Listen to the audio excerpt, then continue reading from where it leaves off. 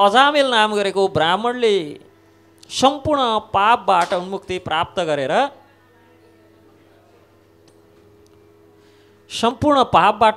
प्राप्त गरेर भगवत धाम भगवानको धाम प्राप्त गरेको थियो। यसकारण उनी भगवान श्रीकृष्णबाट धर्मोपदेश धर्म सम्बन्धमा उपदेश श्रवण गर्नुहोस्। एक समयको कुरा हो, अजामिल नाम गरेका ब्राह्मण जो ब्रह्मकर्ममा लागेका थिए, तर संक्षेपमा यहाँ अजामिलको प्रसङ्ग, अजामिल नाम गरेका ब्राह्मण जो पूर्ण ब्रह्मकर्ममा लागेका थिए, तर एक नगरवधूको स्नान आदि कार्य देखेर स्त्रीप्रति आसक्त भएर सम्पूर्ण ब्राह्मणोचित कर्म त्यागेर भगवानको भजन आदि त्यागेर त्यही नगरवधूसँग विवाह गरेर विवाह पश्चात अनेक सन्तान आदि भए। घर गृहस्थी चलाउनका लागि यस्तो कुनै कार्य बाँकी रहेन जो कार्य उनले नगरेका हुन्। अनेक चोरी डकैती फट्याइ लुटपाट आदि सबै प्रकारका कर्ममा लिप्त भए र यस प्रकार यत्नपूर्वक गृहस्थ आश्रम चलाउँदै गर्दा उनको आयु वृद्ध अवस्था प्राप्त गरिसके पछाडिको कुरा हो। उनी कतै बाहिर वृत्तिका लागि गृहस्थी चलाउनका लागि भनेर धन सम्पत्ति जोहो गर्नका लागि भनेर बाहिर गएको समयमा गाउँमा कसै कतैबाट ऋषिगणहरूको सवारी भयो। ऋषिगणहरूको सवारी भए पछाडि ती ऋषिगणहरूलाई त्यो अजामिलको उद्धार गर्ने उद्देश्यले अजामिलको उद्धार गर्ने हेतुले गाउँमा कसैले अजामिलको घर देखाइदिए, योग्य ब्राह्मण त अजामिल छन्, उनको घरमा गएर वास माग्नु। यस प्रकार सुने पछाडि ती सन्त पुरुषहरू अजामिलको घरमा गए। अजामिलको घरमा गए पछाडि अजामिलकी धर्मपत्नी मात्र थिइन्। भन्छन् म त वेश्यावृत्ति गरेर जीविकोपार्जन गर्ने व्यक्ति। अजामिल पहिले श्रेष्ठ सन्त ब्राह्मण थिए, तर अहिले उनले नगर्ने पाप कार्य केही पनि छैन। यसकारण कसैले परिहास्यपूर्वक हाँसखेलमा हाम्रो ठेगाना दिएको हुनुपर्छ, तर सन्त पुरुषहरू बस्नका लागि हाम्रो घर योग्य छैन। तर पनि यदि वास गर्नुहुन्छ भने बाहिर पिँढीमा वास गर्नु होला। यस प्रकार भने पछाडि हामीलाई भिक्षा वास वास्तवमा चाहिएन। तिमी गर्भवती रहेछौ, यो छोराको नाम जन्म पश्चात नारायण राख्नु। यस प्रकार ऋषिहरूले आज्ञा दिनुभयो। ऋषिहरूको उपदेश यस प्रकार सुने पछाडि अजामिल जब घरमा आए, अजामिललाई सारा वृत्तान्त सुनाइन्। अजामिलले वृत्तान्त सुनिसके पछाडि बडो खुसी भयो। अब खर्च पर्च गरेर नामाकरण संस्कार गर्नु पर्थ्यो, नारायण गर्न नि ब्राह्मण बोलाउनु पर्यो, खर्च गर्नु पर्यो, सबै त गर्नु, र खर्चै बाँच्यो, राम्रै भयो। गर्वैमा नामाकरण गर्दै छोरो जन्मे पछाडि नारायण नाम राखो। 80 वर्षको वृद्ध उमेरमा जन्मेको छोरो, बडो प्रेम थियो। सानो नाबालक त्यो नारायण खेलेको, कुदेको, हाँसेको, लडेको, पल्टेको, जे गरेको पनि अजामिललाई बडो मधुर लाग्थ्यो। र कान्छो छोराको त्यो मधुरता, पितृवात्सल्य हेरेर मग्न रहन्थ्यो, मस्त रहन्थ्यो। यस प्रकार वृद्ध आयु, रोग व्याधि आदिका कारण अजामिल शय्यामा बिरामी भरेर खाटमा पल्टेको छ। अन्तिम समय आयो। अन्तिम समय देख्दाखेरि नै मलमूत्र निस्कने त्यस्ता भयङ्कर स्वरूप भएका दुईटा यमदूतहरू आएर नाकबाट त्यो काल पास छिराएर त्यो जीवलाई सूक्ष्म शरीर सहित तान्न भनेर लागे। त्यसै समय ती अद्भुत स्वरूपका देख्दै डरलाग्दा भयङ्कर स्वरूपका यमदूतहरूलाई देखेर आत्तदै चिच्याउँदै सबैभन्दा प्रिय वस्तु जे छ त्यही नै याद आउने हो, सबैभन्दा प्रिय जो छ त्यही नै याद आउने हो। आत्तिँदै चिच्याउँदै कान्छो छोरोलाई नारायण यस प्रकार पुकार्यो। जसै नारायण पुकारेको थियो तसै भगवान विष्णुका दूतहरू शङ्ख चक्र गदा पद्म धारण गरेका दिव्य स्वरूप साक्षात् विष्णु समान देखिने 4 दूतहरू आए र यमदूतहरूलाई त्यहाँबाट धपाउन, त्यहाँबाट भगाउन भनेर लागे। यमदूत र भगवान विष्णुका दूतहरू बीच त्यहाँ तानातान पर्न लाग्यो। रात्रिको समय थियो। भगवान विष्णुका ती 4 दूतहरूको शरीरबाट निस्केको अङ्ग कान्तिले सारा चारै दिशा उज्जवलमय भएको थियो, प्रज्वलित भएको थियो। र वार्तालाप हुन्छ यमदूत एवं विष्णुदूतहरूका बीचमा। विष्णुदूतहरूलाई देखे पछाडि जब विष्णुदूतहरूले त्यो अजामिललाई मृत्यु उपासबाट छुटाउँछन्, यमदूतहरू प्रश्न गर्छन्, देख्दाखेरि देवता जस्ता छौ तिमीहरू, स्वरूप देख्दा देव समान छौ, तर प्रवृत्ति देख्दा तिमीहरू असुर हुनुपर्छ, किनभने यस्तो पाप बुद्धि पापात्मालाई हामीले यमराजको दण्ड विधान अनुसार, न्याय अनुसार लिएर जान खोज्दा धर्मराजको न्याय, धर्मराजको दण्ड विधान अनुसार बाँधेर लिएर जान खोज्दाखेरि रोक्न खोज्दैछौ भने यसरी धर्मराजको धर्म विधानमाथि प्रश्न उठाउने पक्कै पनि देवता त हुन सक्दैनौ। भगवान विष्णुका दूतहरू प्रश्न गर्नुहुन्छ।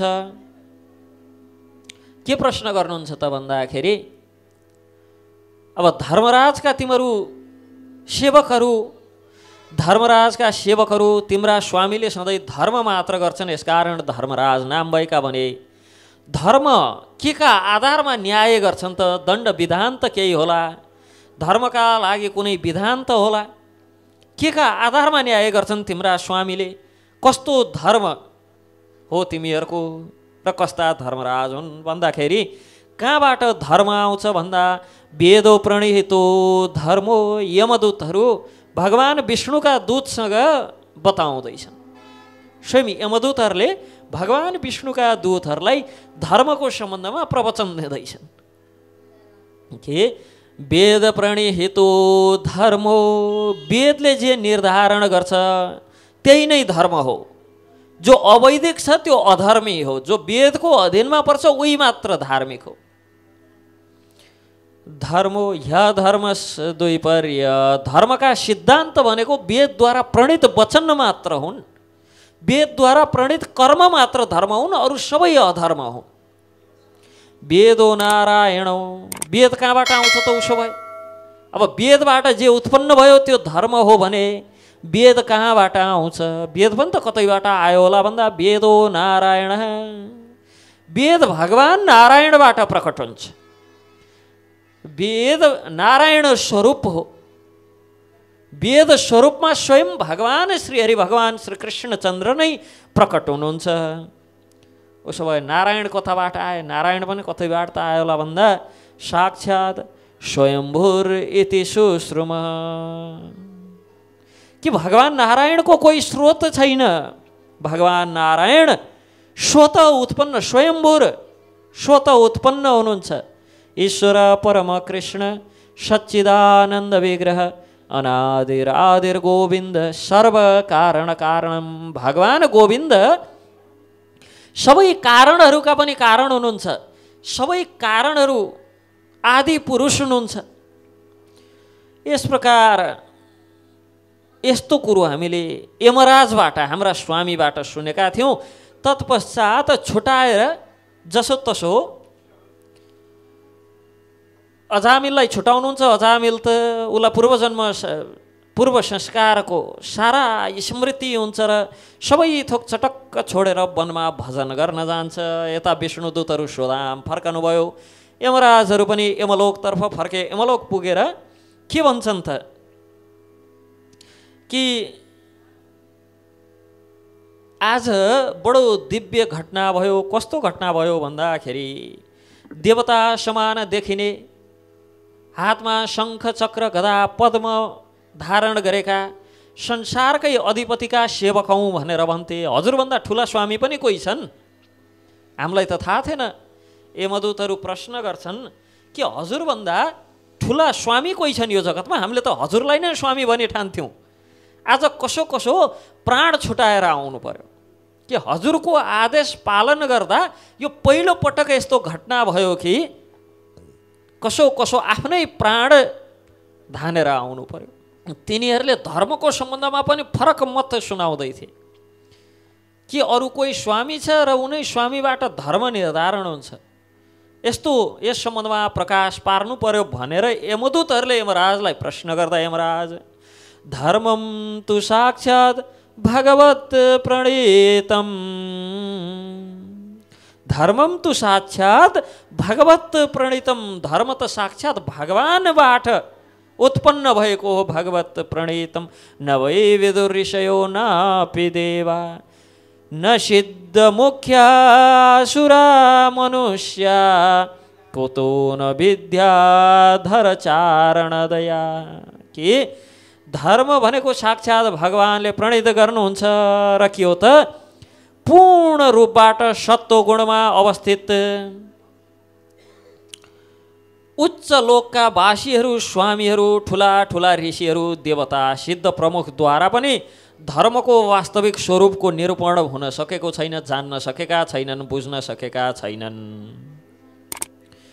फेरि साधारण असुर, मानव, विद्याधर, चरण आदिले कसरी बुझ्न सक्छन् यो धर्म? बडो आश्चर्यचकित भए यमदूतहरू त प्रश्न गर्छन् यो कसैले बुझ्न नसकेको धर्म चाहिँ के हो? बुझेको कसले छ उसो भए संसारमा धर्म? कसैले त बुझ्या होला कि यहाँ के भन्नुहुन्छ त नवै विदुर ऋषयो नापि देवा न सिद्ध मुख्य असुरा मनुष्य, ऋषि विद्वानहरू, देवता, सिद्ध प्रमुख आदिले पनि बुझेका छैनन् रे धर्मको सम्बन्धमा। भने धर्म के हो भनेर कसले बुझेका छन् त?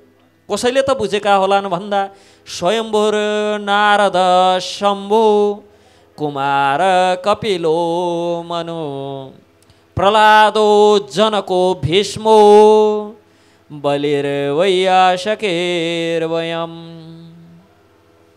द्वादशैते विजानीमो धर्मं भागवतं भटा गुह्यं विशुद्धं दुर्बोधं यं ज्ञात्वामृतमश्नुते।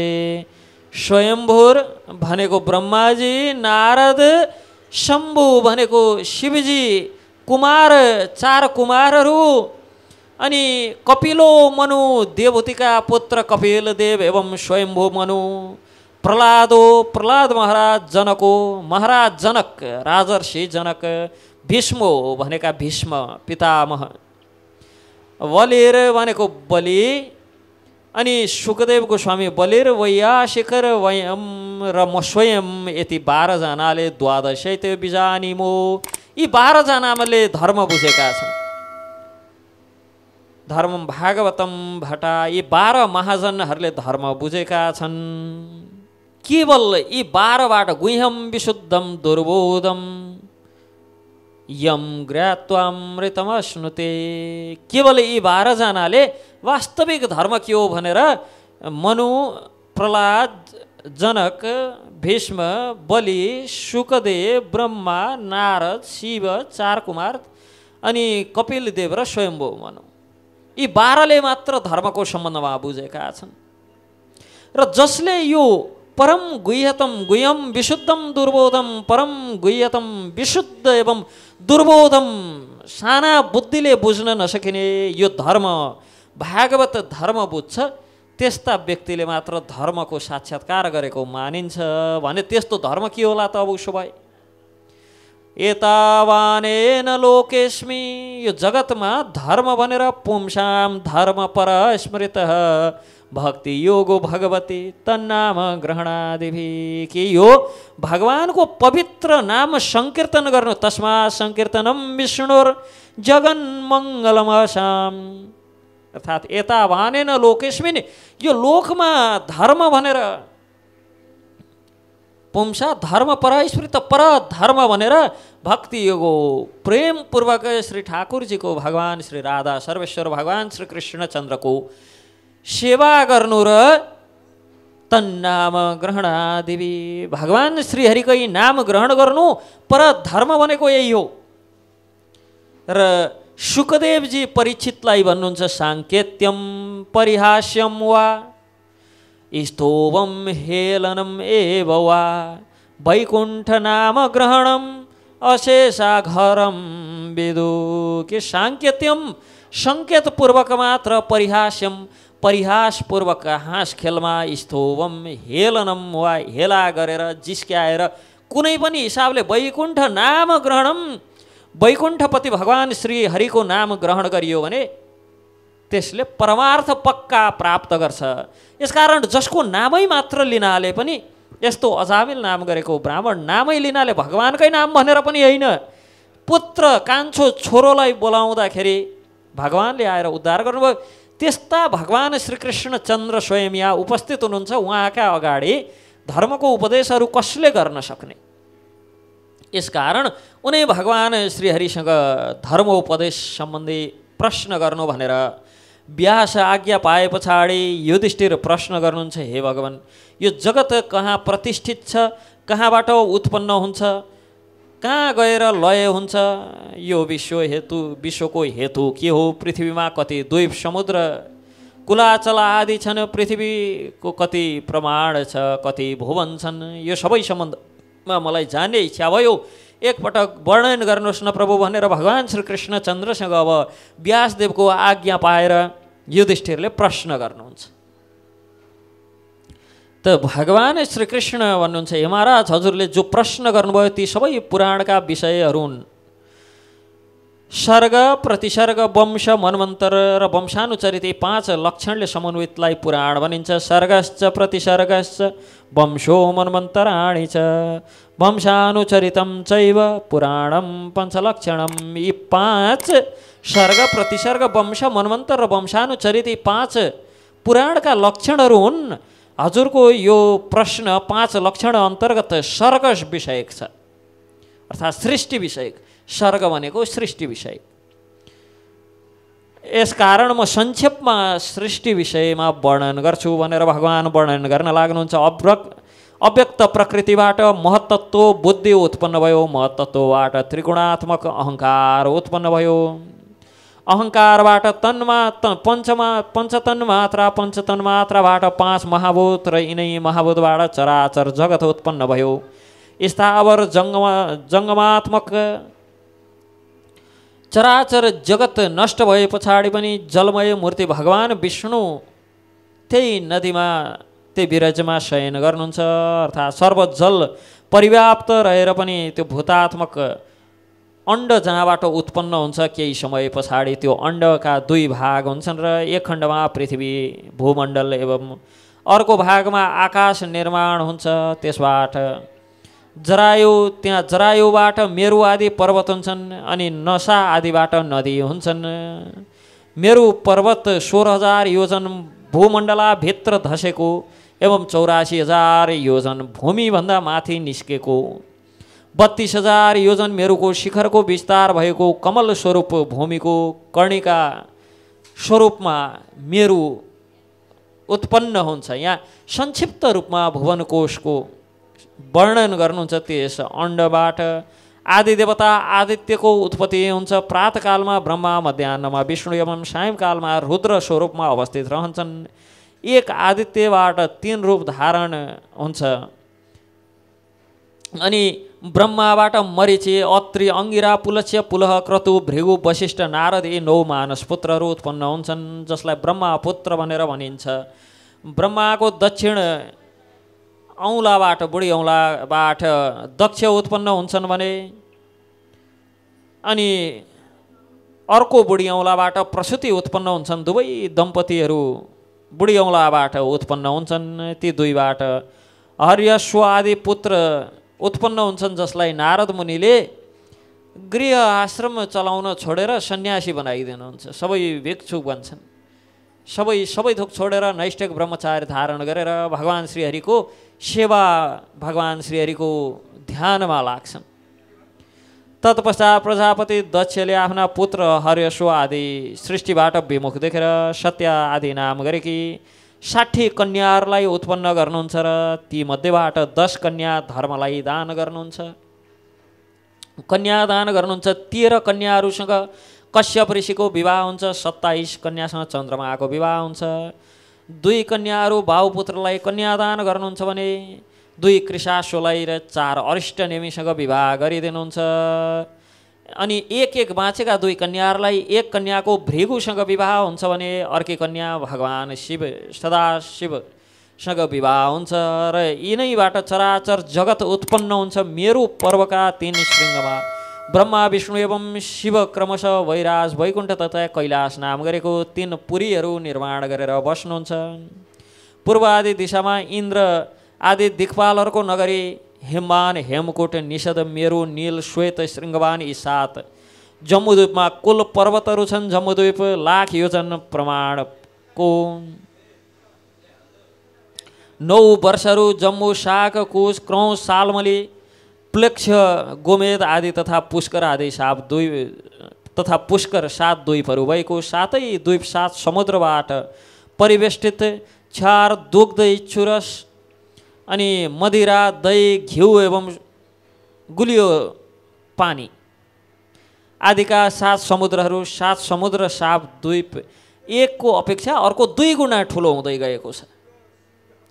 भूरलोक भुवरलोक स्वर्गलोक महरलोक जनलोक तपलोक एवं सत्यलोक यी देव निवास स्थान छन् भने 7 पातालोकहरू जहाँ सूर्यको प्रकाश नपुग्ने भूमण्डलभन्दा तल अतल महातल भूमितल सुतल वितल रसातल तलातल नाम गरेका पातालीय लोक छन् भने हिरण्याक्ष आदि दानव तथा वासुकी आदि नाग निवास गर्ने हे युधिष्ठिर सिद्ध एवं ऋषिगणहरू पनि यिनै लोकहरूमा निवास गर्छन्। स्वयम्भुव स्वारोचिस उत्तम तामस रैवत चाक्षुष यी 6 मनुहरू व्यतीत भएर गए। यस समय वैवस्वत नाम गरेका 7म मनु छन् र तिनकै पुत्र एवं पौत्रहरू छोरा नाति आदिबाट पृथ्वी परिव्याप्त हुन्छ। 12 आदित्यहरू छन् 12 प्रकारका आदित्यहरू 8 पशुहरू छन् 11 रुद्र एवं 2 अश्विनी कुमार गरेर 33 प्रकारका देवताहरू वैवस्वत मनमन्तरमा रहन्छन्। अनि विप्रचित्तिबाट दैत्यगण एवं हिरण्याक्षबाट दानवगण उत्पन्न हुन्छन्। द्वीप एवं समुद्रमा समन्वित भूमिको लम्बाइ चौडाइ 50 कोटी योजन 50 करोड योजन रहेको छ। अनि डुङ्गा समान यो भूमि जलमा यो ब्रह्माण्ड तैरिराखेको छ। चारैतर्फ लोकालोक पर्वत नैमित्तिक प्राकृत आत्यन्तिक नित्य यी 4 प्रकारका प्रलयहरूको सम्बन्धमा चर्चा गर्दै जहाँबाट संसारको उत्पत्ति हुन्छ प्रलयको समयमा त्यही यो जगतको लय पनि हुन्छ। अर्थात् भगवान विष्णुबाट ब्रह्माण्डको उत्पत्ति हुन्छ र भगवान विष्णुमै गएर लय हुन्छ। जस प्रकार ऋतुको अनुकूल वृक्षमा पुष्प फल फूल आदि उत्पन्न हुन्छन् त्यसै प्रकार संसार पनि आफ्नो समयबाट उत्पन्न हुन्छ एवं आफ्नै समयमा लीन हुन्छ। सम्पूर्ण विश्व लीन हुँदा महेश्वर वेद शब्दद्वारा फेरि यसलाई निर्माण गर्नुहुन्छ। हिंस्र अहिंस्र मृदु कुर धर्म अधर्म सत्य असत्य आदि कर्मबाट जीवका अनेक योनिहरू यो संसारमा व्याप्त रहेका छन्। भूमि जलबाट जल तेजबाट तेज वायुबाट वायु आकाशबाट वेष्टित हुन्छ। आकाश अहङ्कारबाट अहङ्कार महत्त्वबाट महत्त्व प्रकृति एवं प्रकृति अविनाशी परम पुरुषबाट उत्पन्न हुन्छ।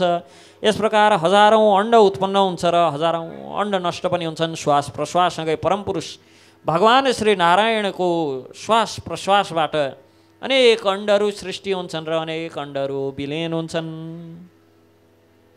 सुर नर किन्नर नाग यक्ष तथा सिद्ध आदिबाट समन्वित चराचर जगत नारायणको शरीरमा अवस्थित छन्।